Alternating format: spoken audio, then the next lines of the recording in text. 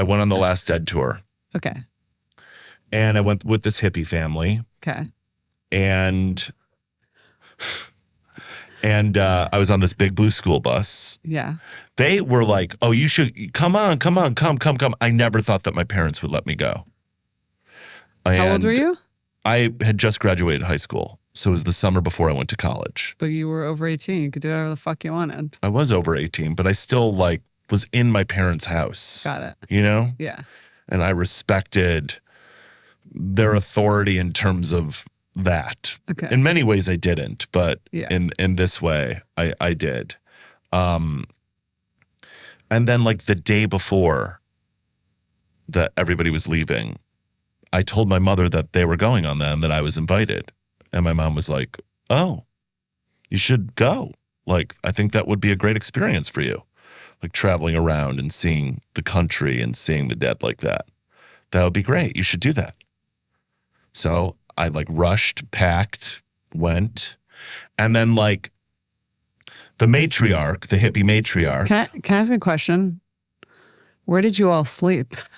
On the bus. There were like beds. Like bunk beds? Like couch beds and bunk beds in the back. There were like,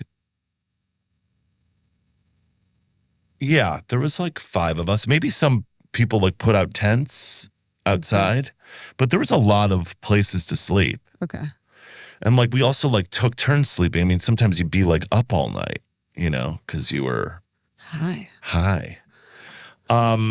So I left on the tour and like the matriarch was like, but you're going to need to work. Like, you know, I'm not like, you can't come to me for money. Like you got to make your money. And no dealing drugs. You know, I don't want I'm sorry, that feels like not fair. You're going on a school bus with a hippie family who smokes pot in front of their kids, and they're telling you can't deal drugs. Well, dealing is one thing. Doing them is one thing.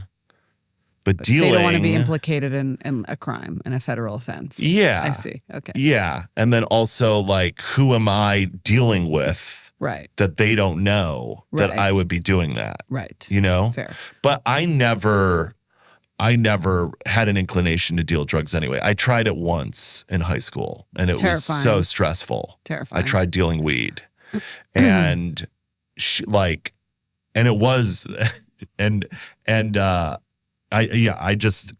I got all of this weed and I smoked most of it. And what I didn't sell, and I think a lot of the reason I smoked it, I mean, not just because I loved smoking weed, but also because I just really like any selling of it. It really stressed me out. I was so scared to get caught by my parents. There was so much lying involved. Like I really didn't like lying. And, you know, I didn't mind like doing something and never talking about it, but it just like all the sneaking around, it was so stressful. And I was just so fucking bad at it. Yeah. So like, and that was like 2 weeks. And by the end, I like made no money. I just basically like gave it away and like smoked everybody out. Anyway, so that was like my drug dealing experience. Was not dealing it at all, just smoking, giving it away for free. I think I dealt it to like 2 people. Yeah. And it was donation, right? You didn't charge them.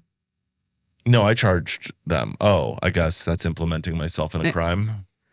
Incriminating yourself, but incriminating myself, like what? Like I don't know how the laws work. Like 30 years ago. I don't know how laws work. If there's a statute of limitation. Did I get arrested for admitting that I was? I don't know, but I was also a terrible drug dealer.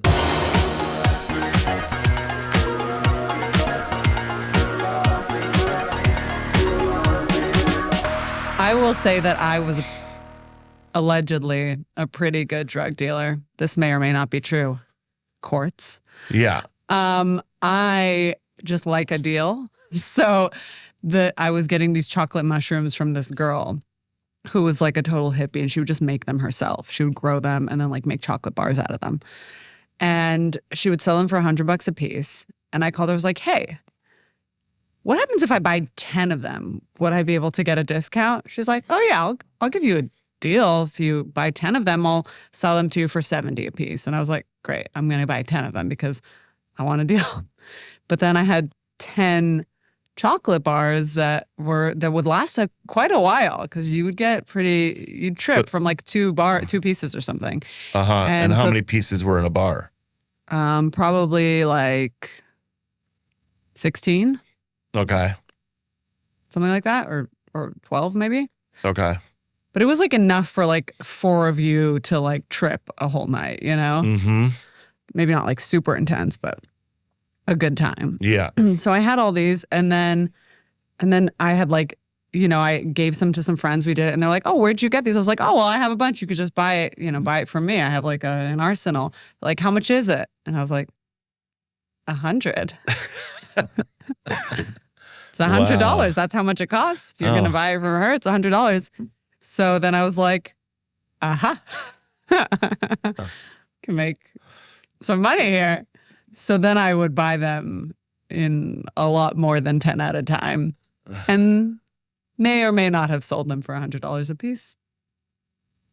But we'll never know. And you were lying to your friends? It wasn't my friends that I ended up. I wasn't like selling it to my close friends. It would be like if it was my close friends, like then I would give it to them for what I got it for, or just give it to them. But if it was like their friends who they were giving my contact to, I would sell it to them for $100. My close friends, I just give them drugs. I don't charge my friends for drugs. Right. Okay. That's what I was checking, because then you would have been in some strange place at that time. You love a deal. I remember when we first started going out. 10 grams of ketamine. And I picked you up. I picked you up. I had smoked a joint on the way to picking you up. Yeah. So my car reeked like weed. Yep. I got out of the car. You were waiting for me. Yeah. I opened the door for you. You got in. And you were like, "Oh, it smells good in here." And I was like, "Oh yeah, I smoked a joint on the way here. Sorry, is that not okay? Is that not cool?" And I responded with, "I don't know. I just did a bump of ketamine." Yeah. This was your micro-dosing ketamine phase. Macro dosing. Let's call it micro dosing. Yeah. It was not micro dosing. Yeah. I may have had a little bit of a problem. Right. Well, I mean, and then you involved me, and then I got involved in it. Okay, let me.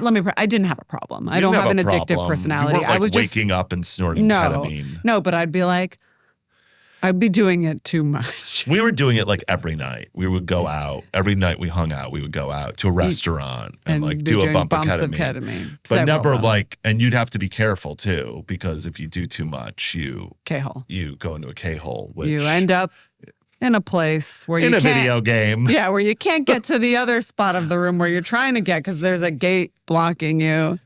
A video game that makes absolutely no sense. This is the crazy. I have such a good ketamine story. I was high on MDMA, I think, as well, allegedly. And then somebody and I was in Mexico, I was with friends, and then somebody gave me a bump of K, and they had gone up, there was it was almost like at a stadium, this party, and they had gone up 5 stairs. 1, 2, 3, 4, 5. And I was still kind of at the bottom. And I was like, how do I get to you guys? And they're like, just walk.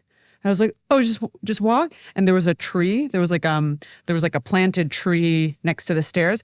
And so I climbed instead of walking up the stairs, I climbed into where the tree was, into this little plant area. And they were like, what are you doing? I was like, I'm coming up to you guys. They're like, the stairs. Why are you climbing through the tree? It was so stupid. And I could not figure out what they wanted from me. Yeah. I couldn't figure it out. I was like, no, but this is the only way to get to you is through this tree. Yeah, no, the last time I did it, which was a few years ago, I went into my first K-hole. And it was so funny. Horrible. I'm going to tell the story. It was horrible. We had a party at our house. We had a really big party. Well, wait. But we have to preface this though, and tell how we got here though. Oh, and that we would, often when we would go out, we would do a bump or two of ketamine that night. Yeah, or more. I don't think but we would never do it like all night. No, we would really. like probably. Unless it was like a crazy party that we were at. But like. Right. And then when we went out to dinner, we probably were. didn't need to be doing ketamine or having dinner. We were very sensible. We only did 2 or 3 bumps in that night. During dinner. Yeah. So then early days, I was like, the guy I was buying K from, and he would make it really nice. When he would cook it, he would put like essential oils in it. So he would have like sandalwood, so when you were like doing, you're like, sandalwood. And you have like a nice aroma in your Spa K. And I mean, he really kind of made it seem like it was like shamanic medicine. And he said that he would do meditations while he was cooking the K. I was like, oh, how nice. You were speaking while you were cooking the K, like a nice little... What an elaborate way to justify drug dealing and drug addiction. Yeah. So I called him when I needed to re-up because we finished the gram. And I was like... And then you called me. I said to him, so if I buy 10, can I get a deal? Yeah, so I get a call where you're like, hey... We like ketamine, right? I'm like, yeah, we like it, Within reason, we like it. Well, why don't we just like get $1,000 worth of ketamine? Let's split 1,000. Let's split $1,000 worth of ketamine, and then we'll have it. A gram was 100, and we were going through the grams faster than usual because now we're both using the gram. So I was like, let's just get 10 grams. Yeah. And then we bought it. Wait, hold on. This was really funny because I texted you. I was like, you said, how much is it going to be? You're like, yeah, let's do it. How much is it going to be? I was like, 1,000. And then you called me. You're like, I don't think it's a good idea to buy $10,000 worth of drugs. I was like, 1,000. I wouldn't. I'm not insane. I'm not. Wait, buying, I thought that? You thought I was like I don't remember suggesting that we buy $10,000 worth of ketamine. Oh. I was like, look, I'm dumb. I'm not that dumb. Right. Oh my God. Yeah, I must have been really freaked out in those few minutes that I thought you meant let's buy $10,000 Oh yeah, worth of K. she's I got to break up with this person. She's insane. If you were honestly like saying let's buy $10,000, I probably would have. I at least would have been like, hey, what's going on? But then we got it, and then pretty much like right after we bought it, we stopped using it regularly. Well, he brought we were it like, to us, and I was we're like, doing this too much. He brought it to us. I was like, this is an insane amount of ketamine. I mean, There's a big difference between 1 gram and 10 grams. I'll tell you that. It's a big difference. Big difference. And we had that K, which, by the way, I think it probably expires after some amount of time. Yeah. However, we had it for so many years. We had it for like years. And every time people would come over, they'd be like, oh, do you still have ketamine? And we're like, yeah, but I don't know if it's still good. They're like, let me try. No, it's still good. It was. So we would have parties and just like have the ketamine out for people for we wouldn't have it out. I mean, no. We would just like give it to people. You'd have to know. I mean, you just have to come up to us and ask us. It wasn't like a secret, but it wasn't like we had like a bowl of K out. Yeah. That's too much. This is also cannot be confirmed nor denied because this is may be a lie. Just protecting. Yeah, no, people definitely think that we're spending this much time telling these stories and we're lying. Yeah. So plausible we deniability. wound up throwing a lot of it away. Yeah. Because we never got through it. No, and I was like, I just don't want to, like, in case this has gone bad, I don't want anybody doing this. Yeah, and we also, like, as soon after we bought it, it was almost like buying that much. We were like, ooh. This is weird. We shouldn't be doing this much. No. And so we really cut down how often we only did it at, like, a big party or something like that. Correct. And then after the last time, okay, so we had a big party one night. It was too much, like, people bringing friends and friends of friends. It was too much of that. There was a lot of people in my house that I didn't know. And I don't have a problem with that, except for these fucking assholes were standing on my sofa with their shoes on. Yeah. Yeah, and we're also... I couldn't believe that. I was like, are you guys animals? I'm sorry. Who raised you? You guys are in your late... Let's say mid to late 30s. And like why are puddles of wine on the floor. Alcohol all over the floor. I was like, you guys are in what your the fuck is 30s. this shit? Why are you standing on my sofa with your shoes on? What the fuck? No, that was the last party that would be like that. Yeah. Because So- for now on, whenever we have a party, anybody I don't know, I go up to and I go, who are you? Yeah, exactly. Why are you in my house? If you don't have a credible reason, you got to go. No, because I remember going up into our bedroom. People were in our bedroom with the door. I was like, why is the door to our bedroom locked? Yeah. Not okay. No. Garbage. Disgusting. So Disgusting. Fucking dreck. yeah, Sorry. so- It makes me so angry. It's so infuriating. It's also just the person who brought I know. these people. Disgusting. Yeah. The worst. I Anyway. mean, like, threw a dinner in his honor. He left the fucking dinner. Went somewhere else and brought strangers went somewhere to our house. else without, which he told us right before the dinner, oh, I have to leave in like a half hour. Left for like 2 or 3 hours and then came back with these people he doesn't know. With people he didn't know. They just were fans of his. Yeah. So let me say that I had invited some people that I know. And one of the girls that I know, she came over and she was telling us, I was like, so like, how's everything with your boyfriend? And then she launches into this story about this terrible, terrible story about finding out that her boyfriend had been on dating apps.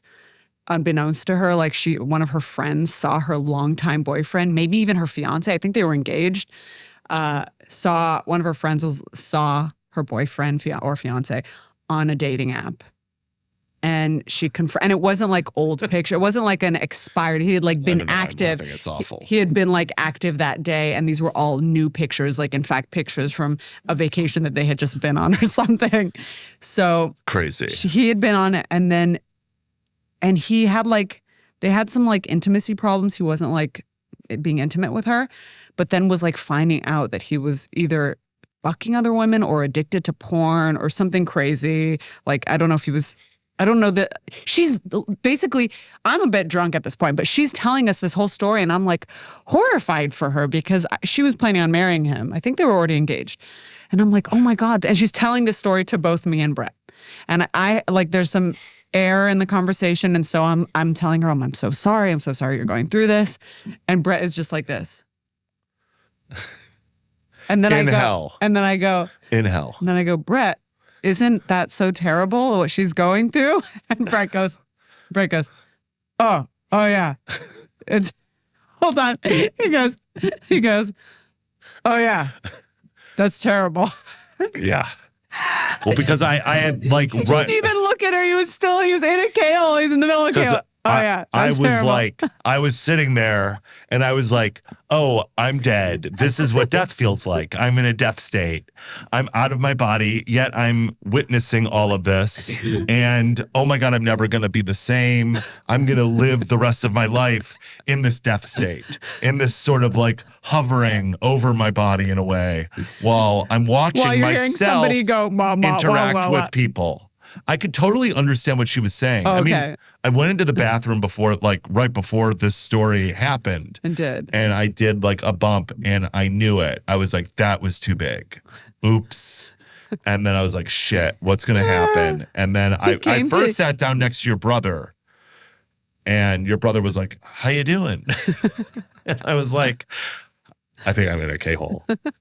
And he's like, okay.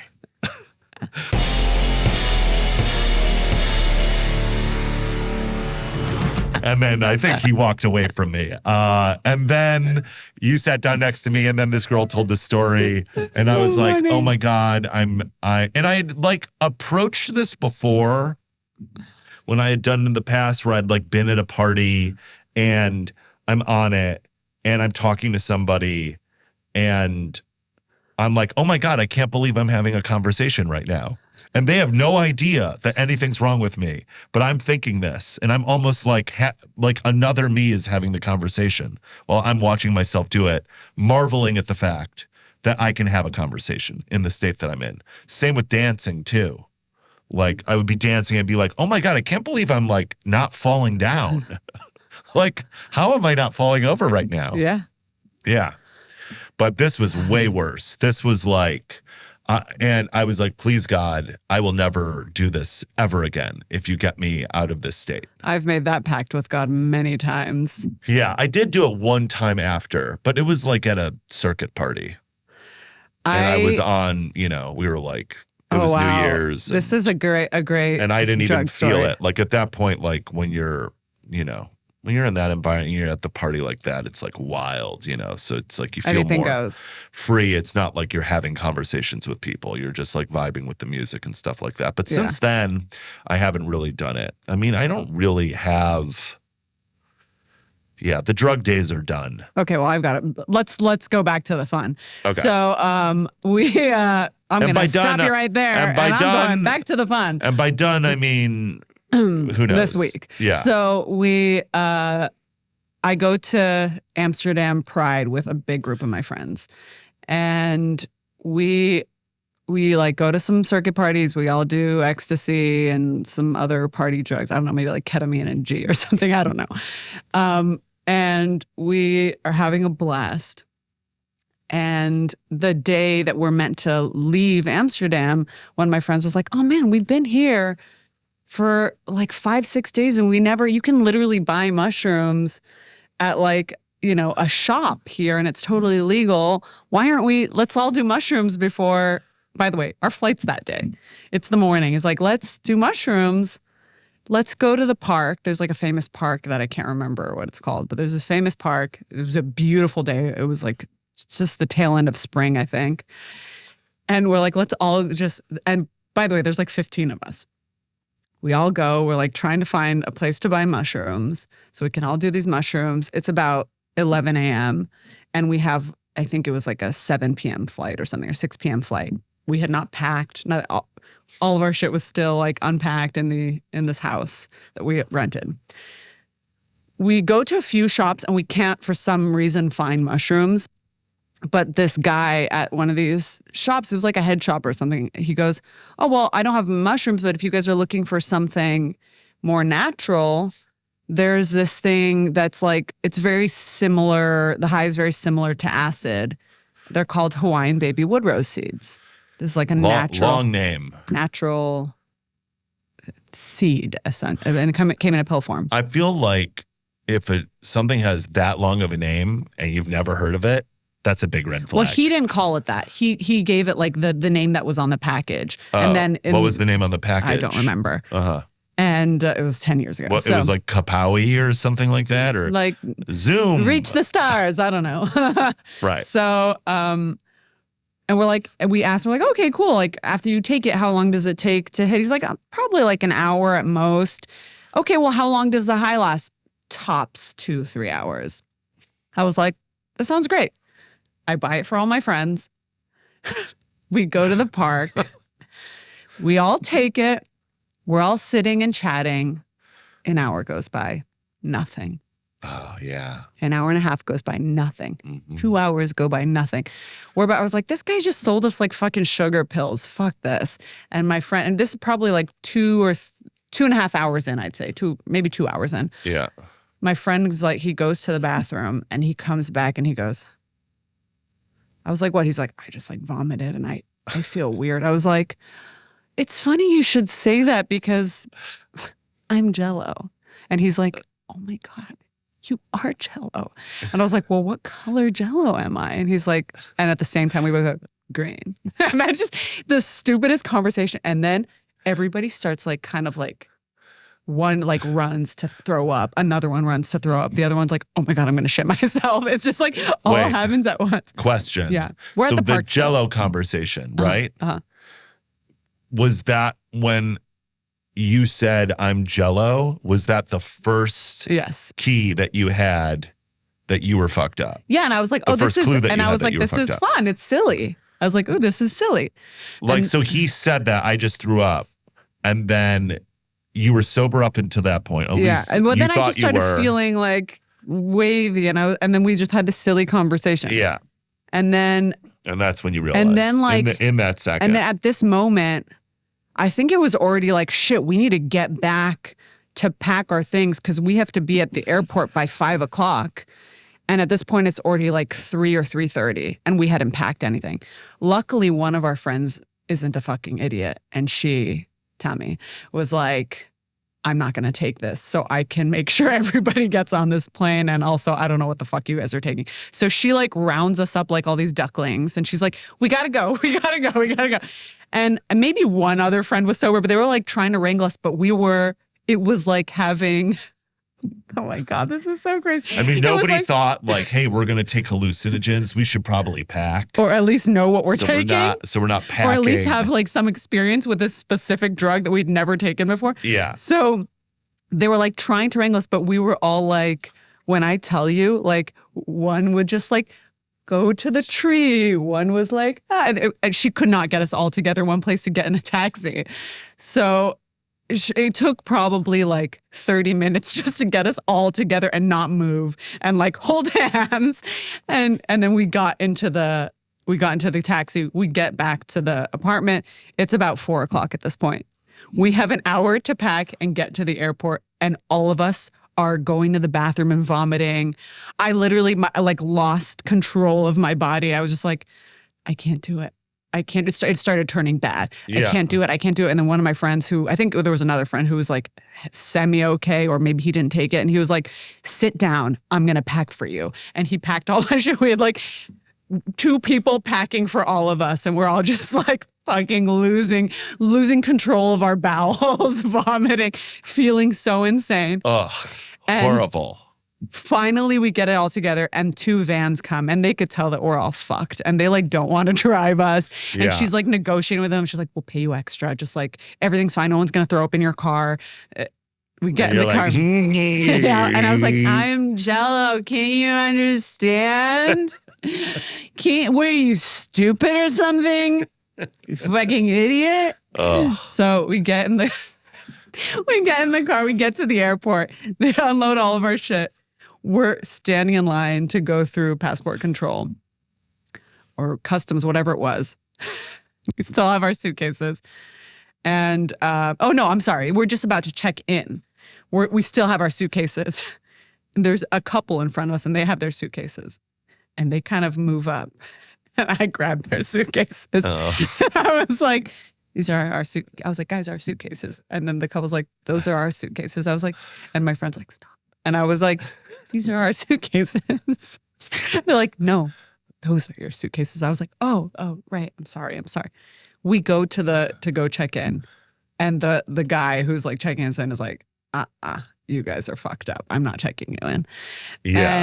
And did any of you think like we shouldn't try and get on a plane? No, none of us had the sense. Even Tommy was like, no, we have to get home. Everybody has work the next day. Everyone has shit to do. It's a weekend. Like the weekend's over. It was like a Saturday. There was like work the next day. So everybody had to get home. Let's take a drug we've never taken before. Stupid. So we go. So she's again negotiating with the guy. She's like, they're fine. They smoked a little too much weed. They don't smoke pot usually. They'll be fine very shortly. I promise there's going to be no issues. And we're all like, it's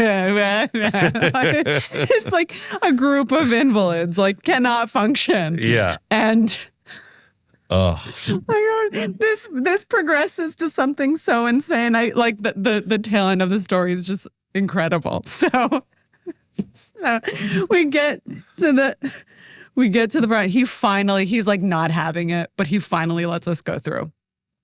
We go through, we go to our gate, our flight's delayed.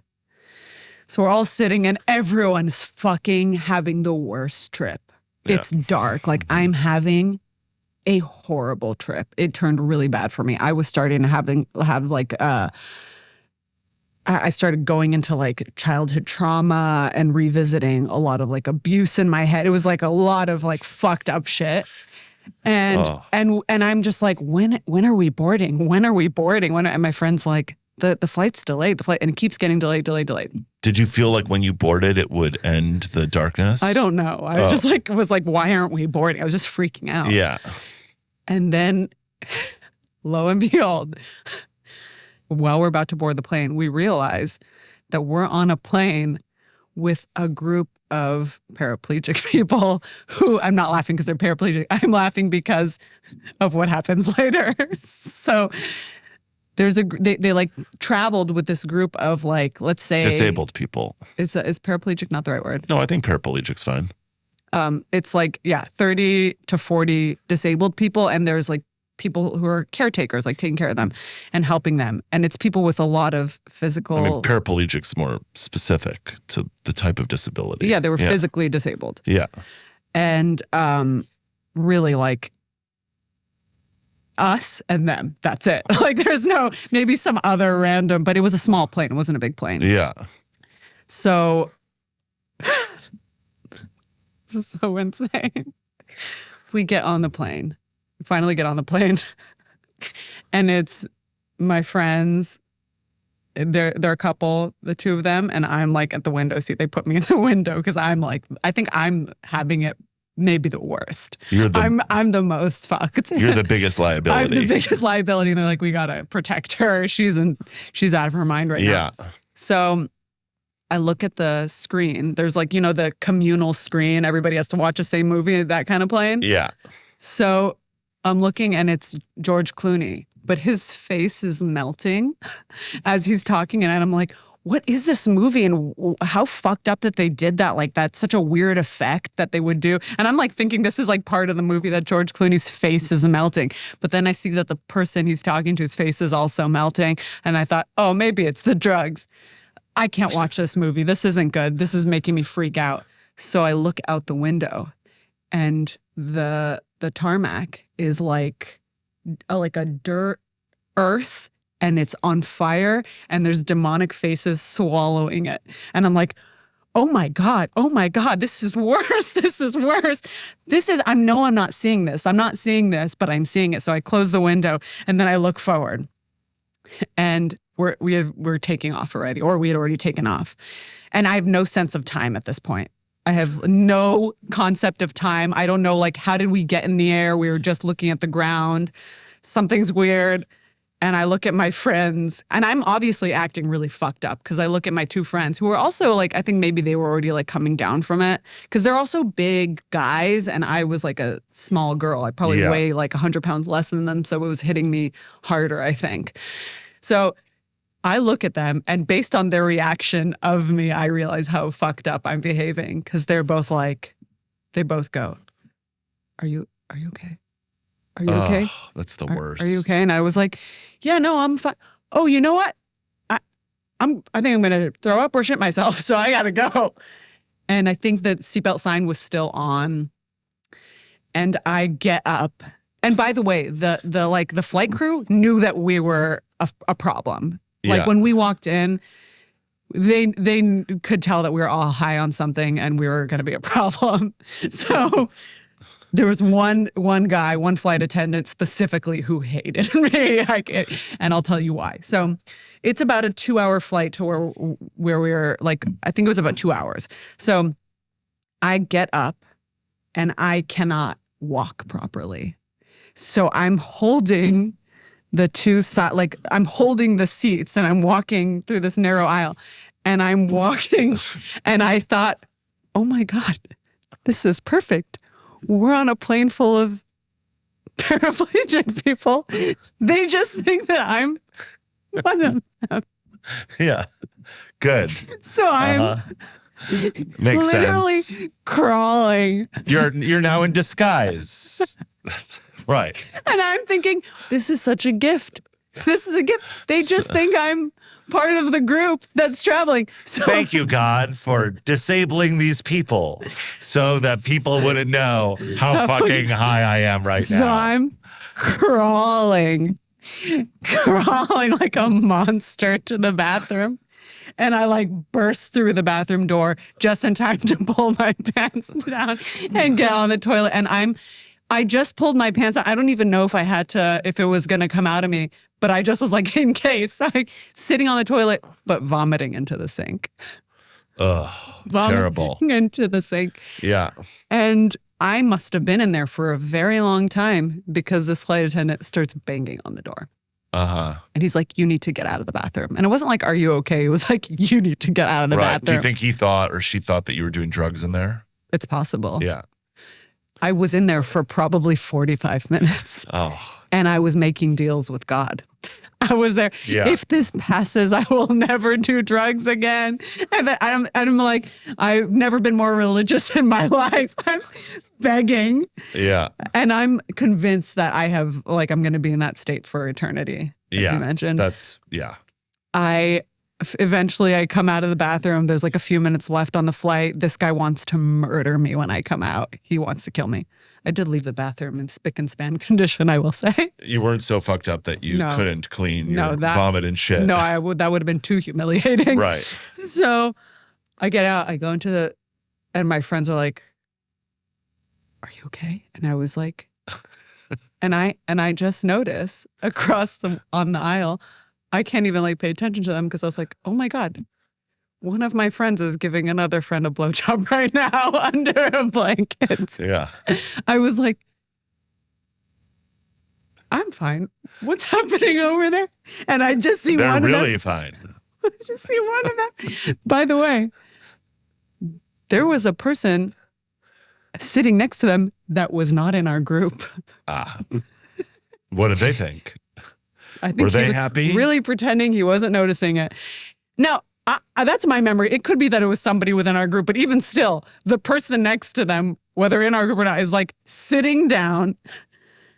One of them has a blanket over the other head, and he's giving him head. And I'm like, what's happening right now? It's like you already have so many strikes against you as a group. And now one. Let's fuck it. It can't, it can't get any worse. We might as well blow each other. I might as well suck your dick right now. Just to really make sure this airline never allows us to travel on it ever again. It was so insane. It was, and I'm just like looking around. And everybody hates us on this plane. Everyone hates us. Everyone. Yeah. It was truly. I'm surprised you weren't put on a list, all of you. Same. Honestly, same. Was that because people weren't really getting, we weren't violent to anybody. We were just annoying. We were just annoying. Yeah. We were just being obnoxious as fuck. Yeah. But if I don't know, like if you suck somebody's dick. I think the flight attendants didn't see that because I think that would have been, then you get arrested for that. Probably.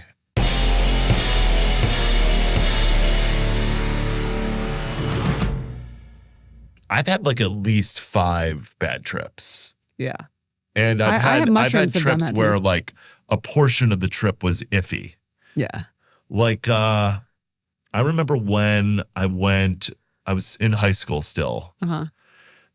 And I went to visit my friend who was going at college at University of Illinois. Uh-huh. And he was living in an apartment. And I went with a bunch of friends and we got some acid. And we took this acid and it was terrible. It was just so awful. Immediately, it was just, I was tripping so hard and it was just so negative. And I went totally outside of myself. I remember we were sitting on the couch and watching Alice in Wonderland. Very cliche thing to do. The Disney one, the animated one, not the Johnny Depp live action. And remember the like doorknob character? I remember when we were watching that and I turned to my friend and I go, "Is that me?" And he was like, "What are you asking me?" I was like, "Is that me?" He's like, "Wait, are you asking me if you're the doorknob?" I was like, I so deeply relate to that. He's like, "Are you asking me if you're the doorknob?" I was like, "Yeah." And he was like, I so deeply and he looks at me and he's relate like, "Do you think you're the doorknob?" And I had to think about it. I had to think about it for a minute. And I was just sitting there and I was like, "Is that me?" I don't remember the thought process behind that really. And then I had to think about it for a minute. He's like, "Do you think you're the doorknob?" And I was like, No. I'm not the doorknob. I'm not the doorknob. He's like, "Good." And then then they put on this video. I forgot what they were called, but they were these videos that were made like specifically for tripping. They were made in the 90s. I mean, the 90s was just like, fuck everything. Yeah. and I remember there was like a face and it was like, had like this computer voice. It was red. I was like, this is evil. This is evil. I was like in a fucking fetal position. They covered me in a blanket. I was so like, oh my God, I'm going to a mental institution. That's where all the bad trips, they all at some point was like, okay, I would picture my mother in the window of my padded cell crying like, why'd you do it? Why'd you do it? That's never how mine was like, mine would always like end, like the trips would like, it would be existential dread. It wouldn't be, oh, I'm going to be insane. It was like, what's the point of life? I think maybe because there was this kid, I forget his name, but he took like some bad acid at a Dead show once when I was in high school. I wasn't with him. Insane. This was like a legend, and he was never the same after that. I've heard stories like that, but is that it made him go true? crazy. I mean, he was definitely crazy after that. I don't know if it was the acid or if he probably had some some dormant mental illness that awakened. But the last time I saw him, or it could have just been like that timing. You know, people have like schizophrenia like show up later in life, and like for men, I think it's in your 20s, and maybe it was just like coinciding. Yeah, I mean, he was like normal, and then the next time I saw him, he was like, everybody would go to like smoke under the viaduct. That was like where you smoked. And I remember he would be like under the viaduct, but no longer in school, but like hanging out with people with like no shoes or socks on. Oh, poor thing. Yeah. That's and then he talked to me about his big way that he was going to make money, which was dealing cigarettes. And I was like, oh, cigarettes, huh? So what are you going to do? He's like, I'm going to buy them from the gas station and then I'll sell them for more. And I was like, oh, okay. So that like put some sort of fear in me that always would like sort of be there whenever I took hallucinogens, that I was like, I'm going to wind up like him. But I'm still, I want to be cool and I want to like, Yeah, I don't think that was ever a fear for me. Yeah, and so I think I'm a doorknob. I question if I'm a doorknob. I lay in the fetal position. I watch the awful graphic. Is that me? It's so fucking funny. The awful graphic face. And then we're in my friend's bedroom, like 5 of us. And then everybody starts to look like medieval, like ogres, like they're wearing like beaver fur, and they're at least 60 years old with like gray hair, but like medieval old. And they're like, and my friend was just like, I think this is some dirty acid. Nobody had a good trip. But often after medieval is terrifying. Often after these bad trips, I would come down and I would feel like, whew, okay, I'm fine.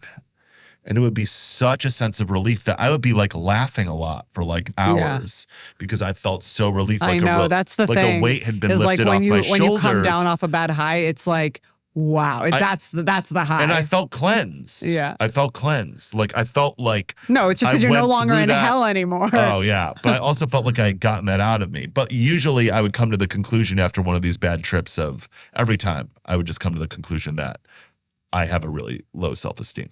Oh. Not anymore, but then I did.